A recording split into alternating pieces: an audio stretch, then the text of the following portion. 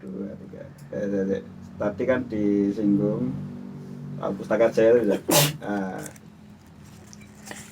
mungkin di buku lain atau dalam kisah hidup lain terkait pustaka Jaya tadi ya, kamu pernah dapat kisah apa ya?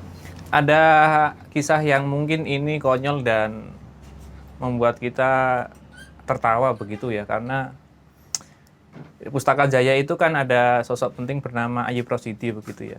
Suatu saat Mahbub itu dipasrahi sebuah naskah, salah satu buku yang ditulis oleh Kiai Saifuddin Zuhri.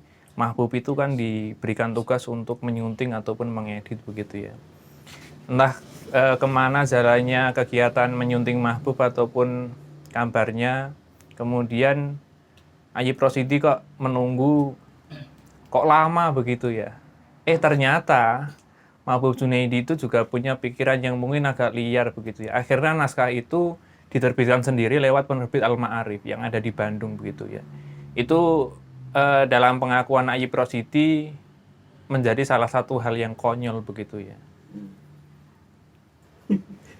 Ceritain Joko ora konyol. Rawa ya wis. Sing ramu apa sih? Ramu lah, ayo lanjut.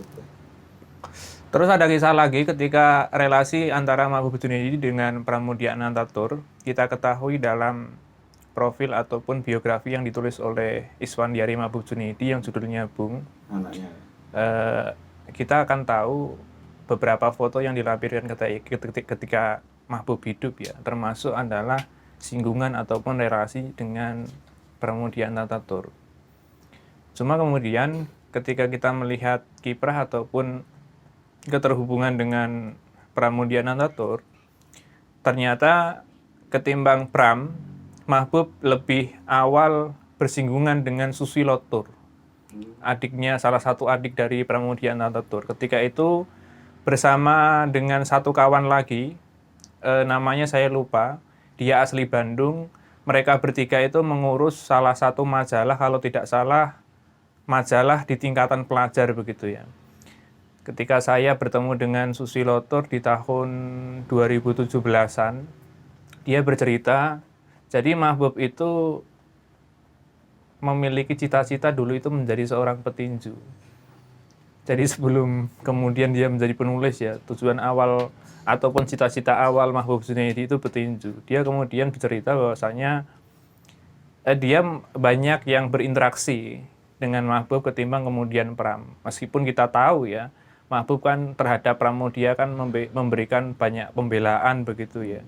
Ketika fase-fase ataupun perjalanan hidup yang dilalui oleh Pram ya, ini tidak terlepas bagaimana perdebatan ataupun konflik yang terjadi dalam lingkar sastra Indonesia ya, antara dua kubu, baik itu kubu kiri ya lewat apa yang dinamakan dengan Lembaga Kebudayaan Rakyat ataupun Lekra, kemudian kubu yang kanan yang disebutkan dengan Manikebu ataupun Manifesto Kebudayaan.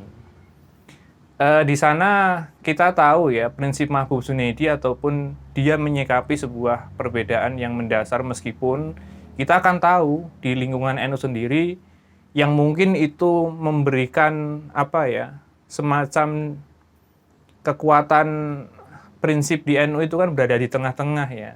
NU kemudian menjulukan Les Bumi karena juga Mahbub Junaidi berkiprah juga di Les Bumi begitu ya. Tapi saya rasa kemudian Mahbub Junaidi itu orang yang berada di tengah namun agak banyak di kirinya begitu ya. Jadi ya Mahbub Junaidi itu ya orang kiri begitu ya. Terus Nah, benar.